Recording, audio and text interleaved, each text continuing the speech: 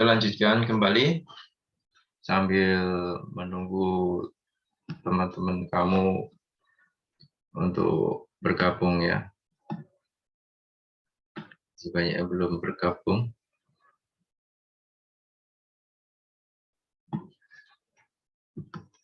Jadi kalau kita melakukan asuhan keperawatan komunitas ya, mau nggak mau harus mengkaji, karena pengkajian ini penting. Awal kali kita melakukan perawatan komunitas yang pengkajian ini. Ya. Kita persiapkan dulu alat-alatnya apa aja sebelum datang ke komunitas. Terus kita pahami geografinya, bagaimana wilayahnya seperti apa. Ya. Terus tokoh-tokoh masyarakat yang berperan aktif siapa saja. Itu perlu. Kalau kamu nggak bisa memahami itu, waduh kacau nanti. Ya. Kalau sudah semuanya kita pahami, barulah kita datang, ya. Datang, kita mendatangi pertama kali adalah tokoh-tokoh masyarakat, orang-orang yang sangat berpengaruh dalam masyarakat itu tersebut ya. Ya tentunya permisi ya. Permisi terus membina hubungan saling percaya ya, hubungan yang baik. Nah, itu sudah kita diizini, barulah kita melakukan pengkajian. Itu kajian, diagnosa, perencanaan, implementasi, evaluasi.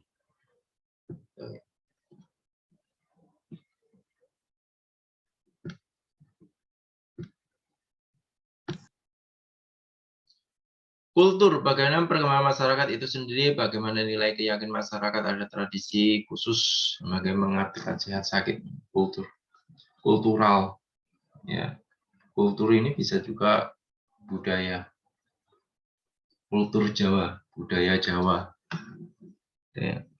Dengan kamu tahu bahwa kulturnya masyarakat ini menganut ke misalkan A gitu, ini akan memudahkan kalian. Ya mau nggak mau kamu harus mengikuti kultur A ya. Jangan buat kultur sendiri, itu nggak boleh. Jika kamu orang Jawa, kamu berada di Kalimantan, ikutin orang Kalimantan. Kamu berada di Batak, ikutin orang Batak. Ya.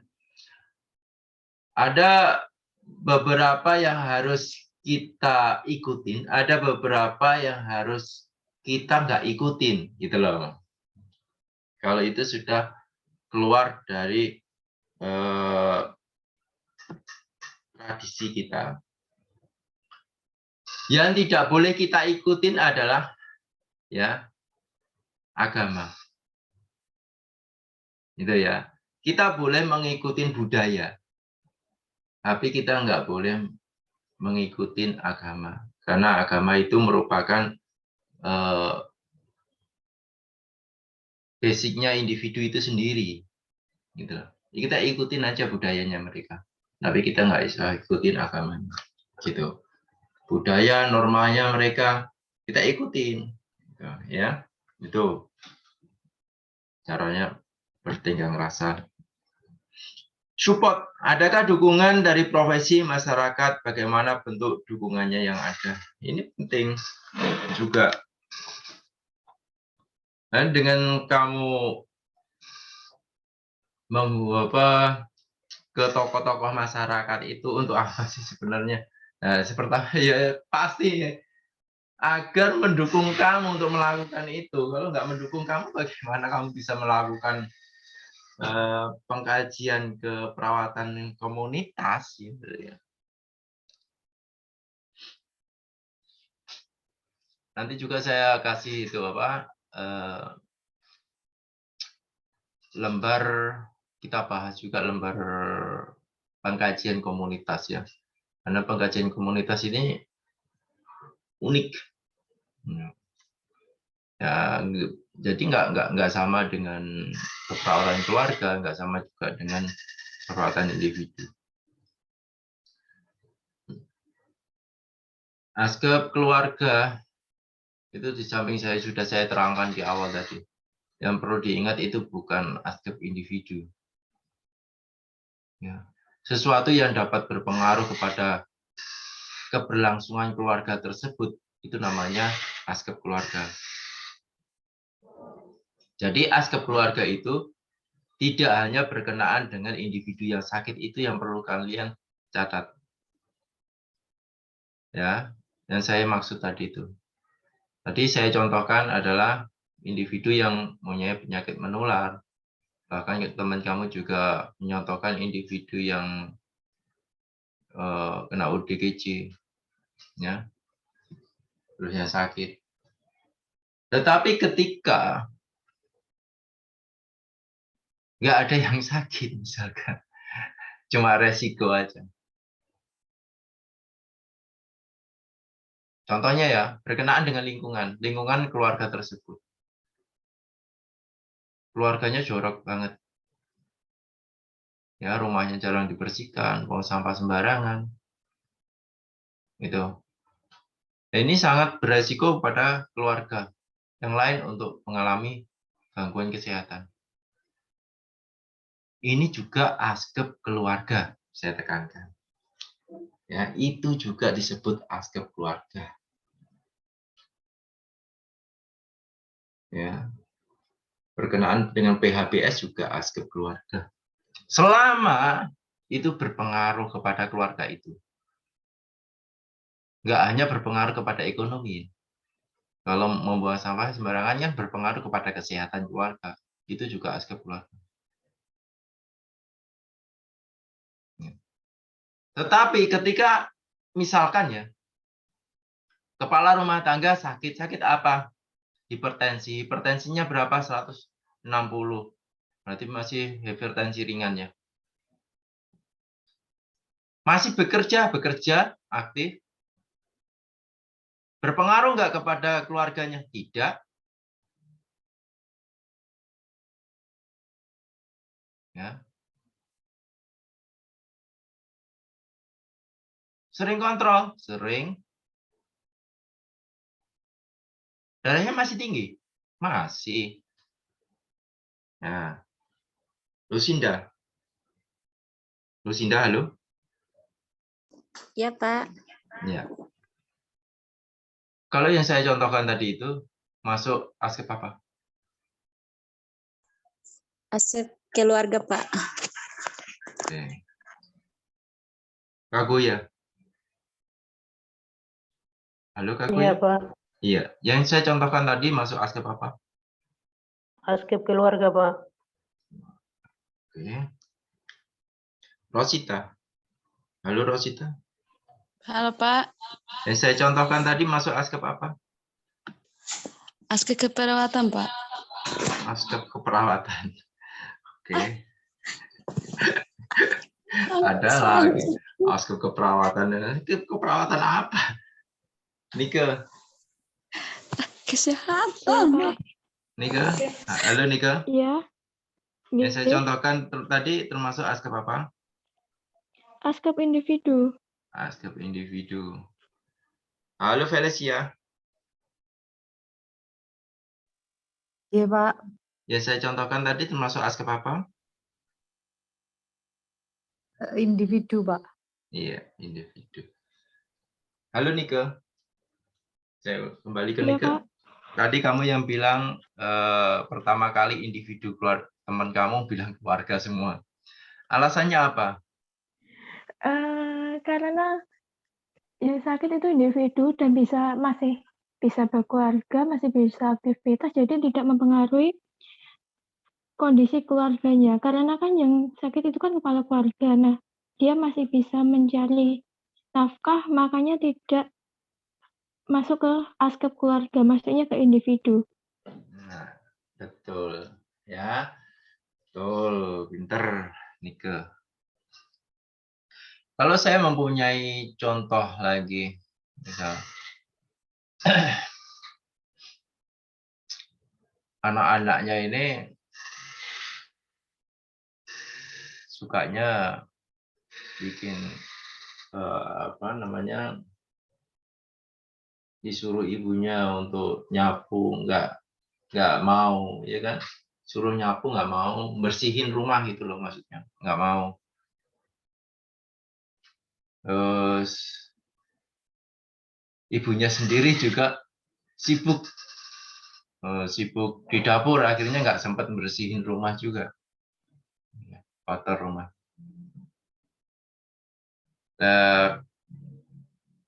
Si adiknya yang disuruh bersihin tadi itu juga mengalami kondisi yang sakit ya, sakit influenza gitu ya, sakit influenza.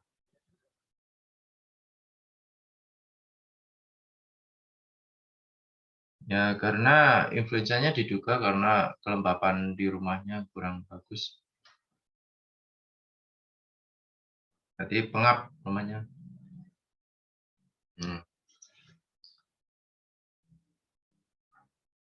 Pertanyaan saya, ini masuk askep apa? Yang bisa langsung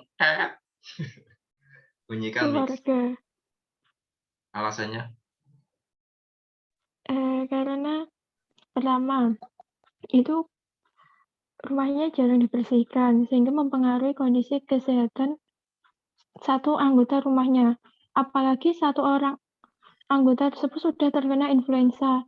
Nah, itu bisa menularkan ke satu keluarga. Oke. Ada lagi yang lain?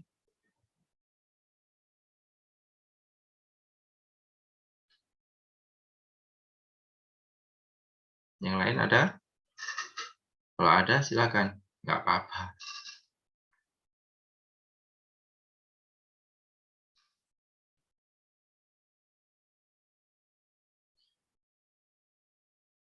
Oke, yang jawab tadi di-on-kan lagi, Nike? Iya, Pak. Ya. Tadi Nike bilang bahwa itu adalah askep keluarga. Betul? Iya. Ya, betul. Tetapi di situ juga ada askep Individu. Ya. Jadi kasus tersebut ada dua askep. Askep individu dikasihkan kepada kakaknya tadi, ya. Dan yang lainnya adalah askep keluarga. Paham semuanya? Paham, Pak. Paham, Pak. Ya.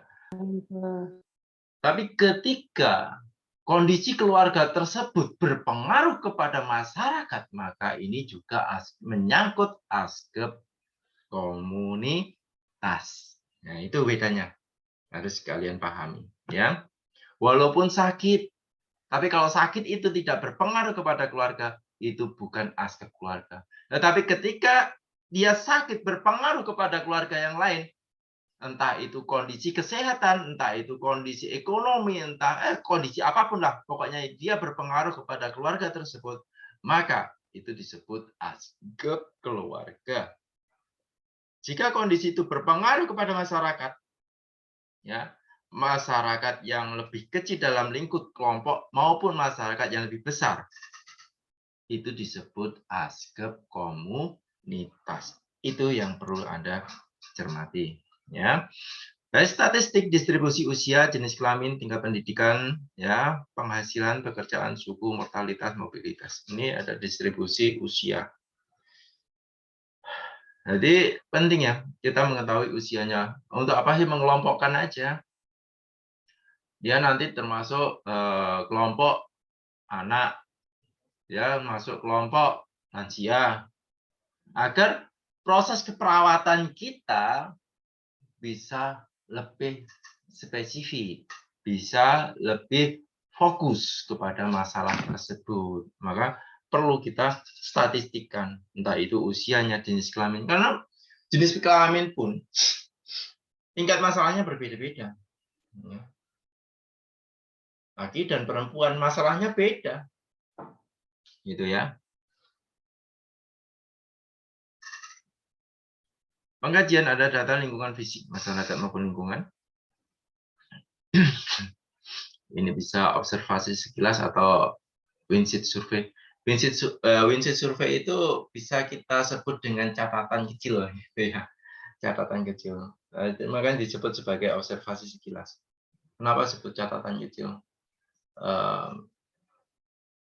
Biasanya survei-survei itu membawa buku, ya, membawa buku.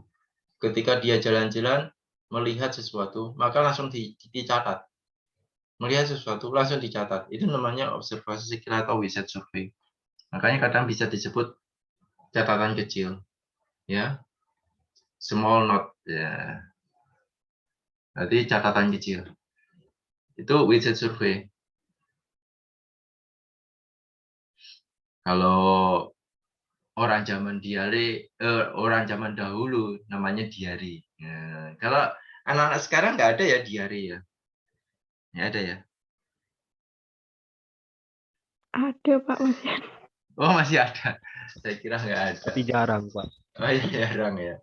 Kalau zaman dulu, zaman saya itu entah itu laki, entah itu perempuan, kebanyakan semuanya mempunyai diary. Dan itu keren-kerenan ya, keren-kerenan buku kecil itu. Ya, jadi ada yang kegiatannya hari ini ngapain ditulis gitu. Dan nanti ketika ada yang lucu ditulis. Dan pada suatu saat itu dibuka. Ini diary saya. Itu kalau lucu-lucu itu bacanya senang. Kalau diarinya sedih-sedih itu misalnya nangis.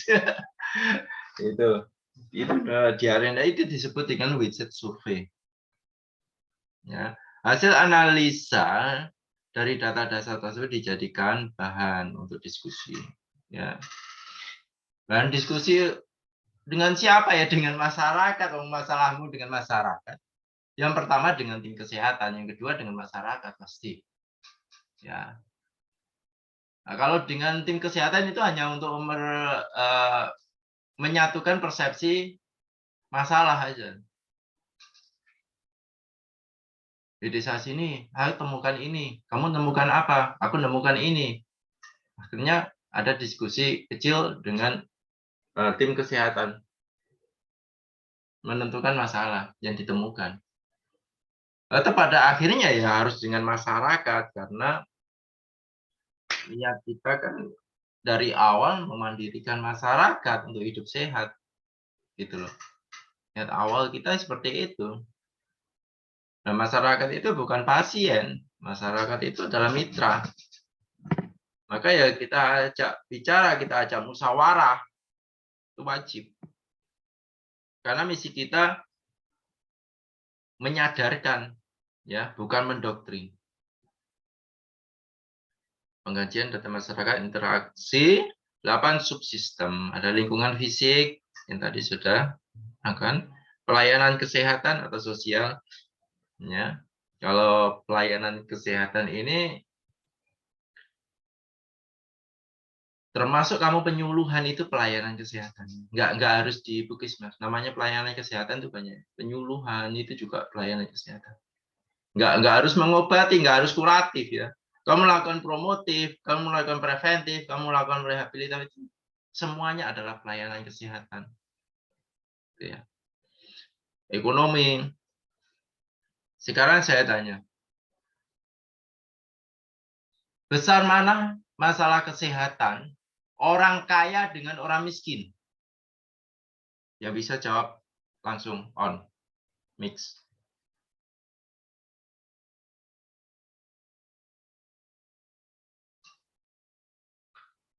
Silakan. Lagian salah juga nggak saya marahin. Nyantai aja. Ya, Bu Sinda? Mungkin karena ekonomi kali, Pak. Mungkin karena ekonomi. Yap. Pertanyaan saya tadi apa ya? Besar mana masalah kesehatan itu, ya, masalah kesehatan antara si kaya dengan si miskin, bukan masalah itu.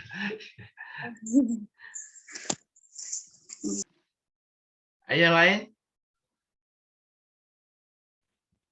Sepertinya orang miskin deh, Pak. Kenapa? Karena kalau kita lihat dari segi yang seperti apa yang Cinda bilang tadi, dari segi ekonomi, terus itu mereka juga kan kalau dari kalangan bawah biasanya kan Ya. kurang pengetahuan akan tentang hidup sehat gitu Pak. Jadi mereka rentan akan. Iya, betul ya. Jadi menurut statistik yang sudah ada, ya, menurut statistik, itu adalah orang miskin rentan terhadap penyakit. Ya, karena pengetahuannya, karena ketidakmampuannya, ya, banyak sekali.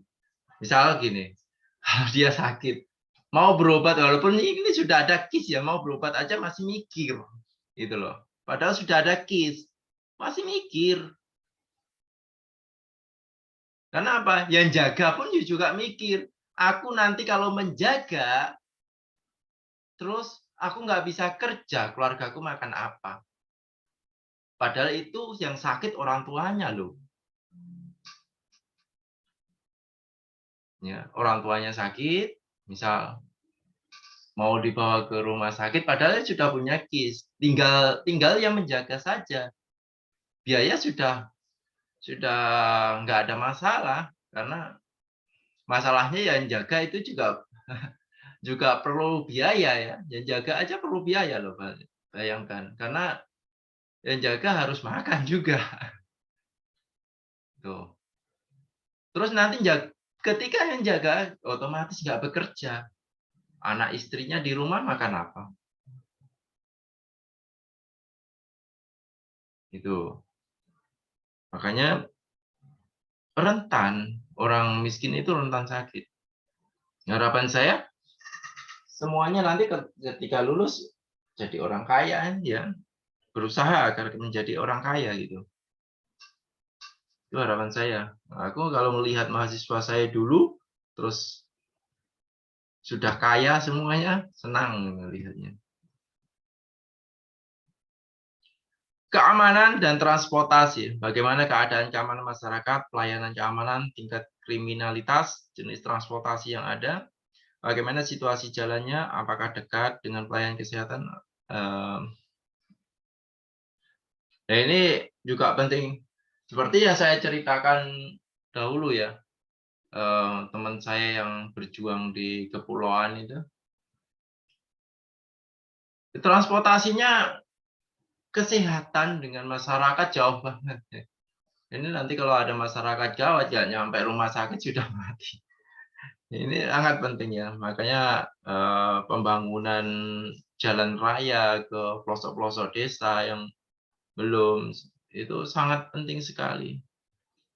Makanya pemerintah sekarang ini fokusnya kepada jalannya, transportasi. Karena sangat penting untuk kesehatan. Ini yang belum kesampaian adalah Papua. Baru jalan dibuat, yang buat jalan ditembaki, mati. Itu padahal penting alat transportasi itu untuk ekonomi, untuk kesehatan sangat penting sekali.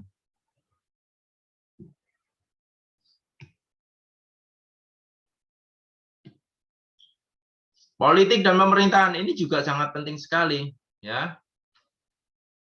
Karena dengan adanya politik dan pemerintahan ini, polisi tentang kesehatan bisa tercipta. Ini ya.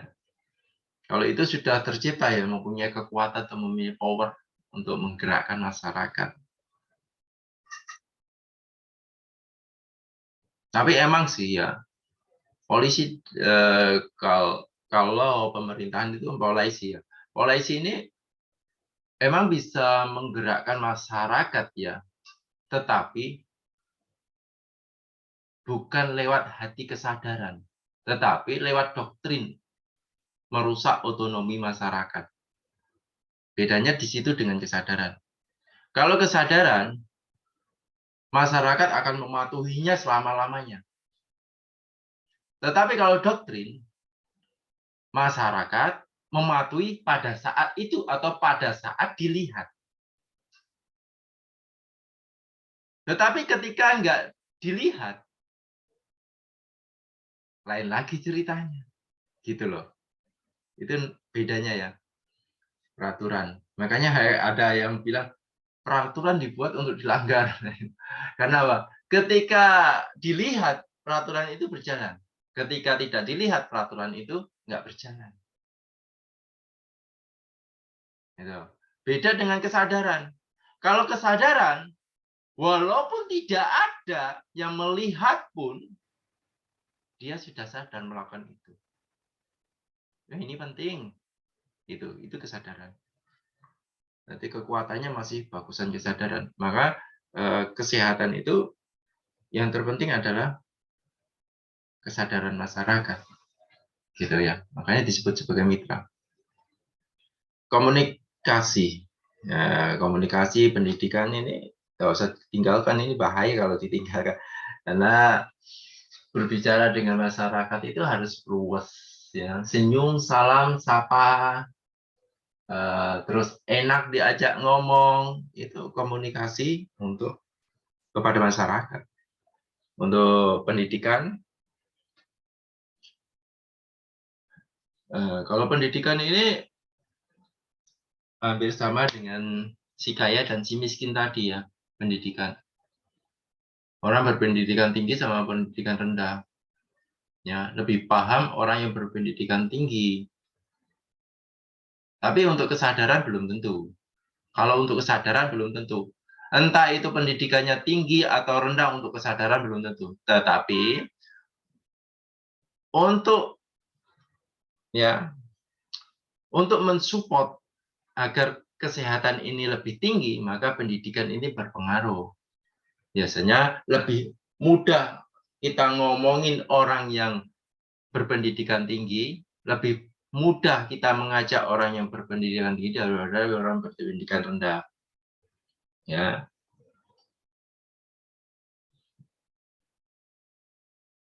Rekreasi.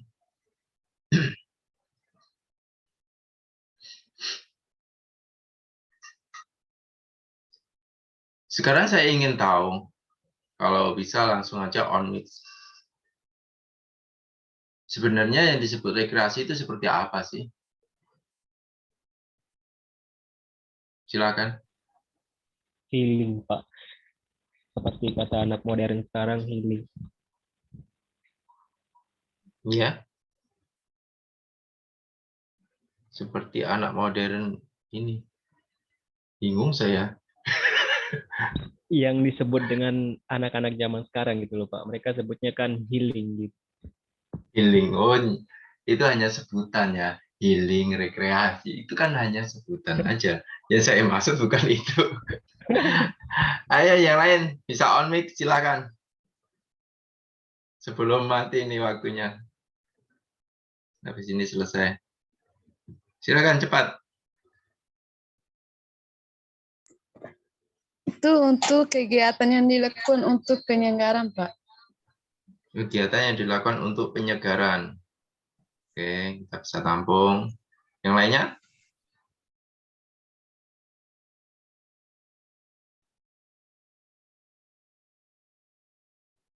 Ayo yang lainnya. On mic. Tunjukkan suaramu.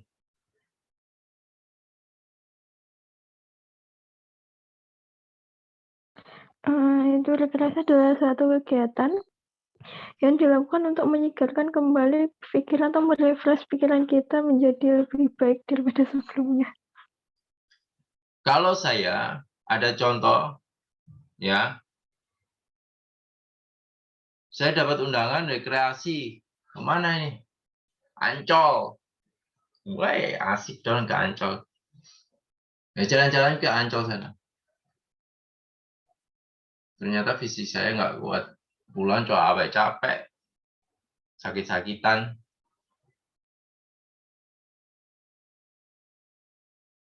Terus, ini disebut rekreasi nggak, Nike? Tidak, Kenapa? karena membuat diri kita menjadi sakit. Betul, ya. Sebenarnya kan menghibur. Nah, betul. Jadi, yang disebut dengan rekreasi itu bukan ke tempat-tempat rekreasi. saya ingatkan sekali lagi. Yang dinamakan rekreasi bukan ke tempat rekreasi. Yang disebut dengan rekreasi adalah kita bisa merefresh otak kita. Misal, Refreshing. ya refreshing, merefresh,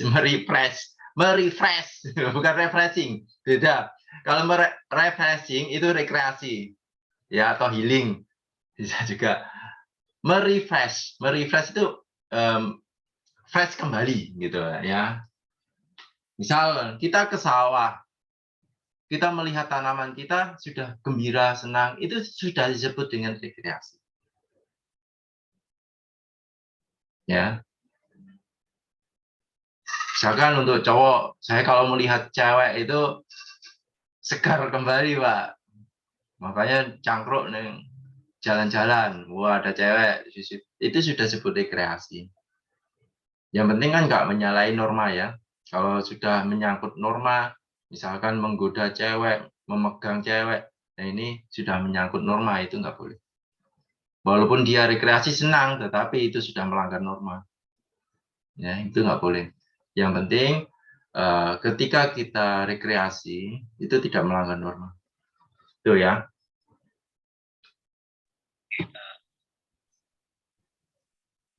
Persepsi warga masyarakat, persepsi Anda, nanti persepsi itu macam-macam ya, namanya juga persepsi. Kalau persepsi memperkirakan ya, masyarakat bisa memperkirakan ini, itu, kamu juga bisa meresepsikan ini, itu persepsi.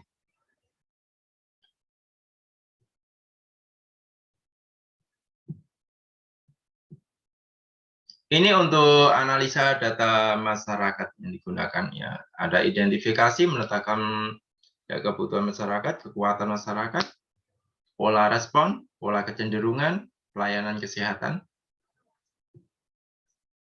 Semuanya ini membuat diagnosa keperawatan. Itu termasuk pengkajian ya, mengidentifikasi, menetapkan, itu termasuk pengkajian dalam keperawatan keluarga. Kalau sudah dikaji, ya kita tentukan diagnosa keperawatannya yang muncul yang lebih berpengaruh apa. Kalau sudah, nanti kita rencanakan implementasi evaluasi. Kalau MMD1, nah, kalau MMD1 itu biasanya ya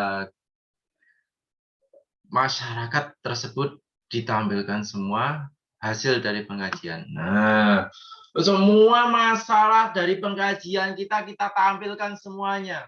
Biar masyarakat yang memilih mana yang harus kita lakukan terlebih dahulu. Dan kita tawarkan kepada masyarakat. Ya, kita tawarkan kepada masyarakat. Bapak, Ibu, mana yang harus kita selesaikan terlebih dahulu? Bagaimana cara penyelesaiannya? Kita tawarkan, tetapi di samping kita tawarkan, kita juga mempunyai solusi. Kalau masyarakat sudah diam, bagaimana ya? Bagaimana? Kita tampilkan solusinya, tapi jangan satu solusinya. Solusinya tampilkan yang banyak, biar masyarakat yang memilih solusi yang mana yang tepat di desa ini. Itu MMD1 namanya. Ya. Kita menampilkan masalah yang ada di masyarakat, kita membuat solusi bersama-sama dengan masyarakat, menentukan diagnosa utama. Ingat itu. Itu namanya MMD1. Kalau MMD2 apa? MMD2 itu kita menampilkan kepada masyarakat implementasi apa aja yang sudah berhasil, implementasi apa aja yang belum berhasil. Kita bandingkan dokumen lama, dokumen sebelum tindakan dengan dokumen baru setelah tindakan. Kita tampilkan semuanya. Itu MMD 2. Nanti kalau kamu praktek di masyarakat ada MMD 1, MMD 2. Itu yang harus kamu lakukan. Ingat-ingat. Ini saya rekod. Nanti saya tampilkan di YouTube. Anda bisa mendengarkan suara saya lagi untuk apa sih MMD 1 dan MMD 2 tugasnya. Ini diagnosa keperawatan komunitasnya. Respon terhadap masalah kesehatan aktual, resiko yang dapat diantisipasi perawat. Menggambarkan masalah, respon, kondisi, mengidentifikasi faktor etiologi, serta karakteristik.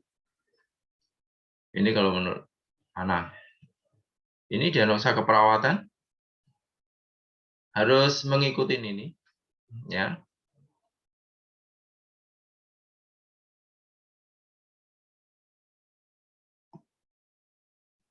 Kita tampilkan sekilas dulu. Nanti kita juga membahas tentang checklist pengkajian ya, keperawatan komunitas atau format pengkajian keperawatan komunitas.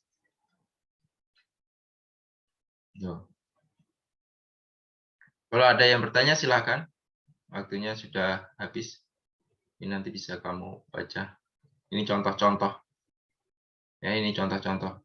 Kita tampilkan secara cepat, ini contoh-contoh. Silakan kalau ada yang bertanya. Belum ada, Pak. Belum ada. Maaf Pak, saya mau tanya. Iya, Pak. silakan. Iya, silakan. Ini Felicia. Pak, kita kan belum pernah membuat askep komunitas. Kalau pada askep individu itu kan kita ada dasarannya kita pakai SLKI SDKI. Nah kalau yang komunitas keluarga itu gimana Pak untuk membuat intervensinya? Sama untuk yang sistem sekarang sama. Ya. Oh ada berarti tetap ya Pak tetap. Sumbernya dari situ. Iya tetap. Terima kasih Pak. Iya. Jadi tetap ya sumbernya tetap. Yang dulu Dungus, terus Ana, terus gunakan itu. Ya. Nanti kalau kamu bisa membuat panduan diagnosa keperawatan sendiri, ya saya ikut punyamu, gitu lah.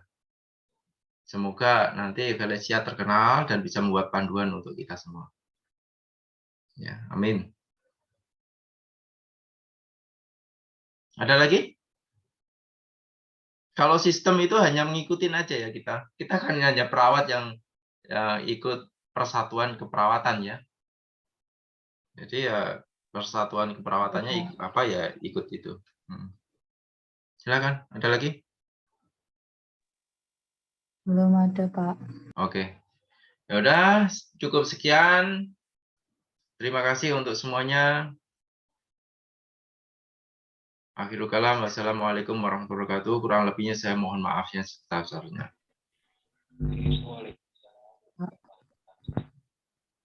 Selamat malam semuanya. Selamat malam. Malam.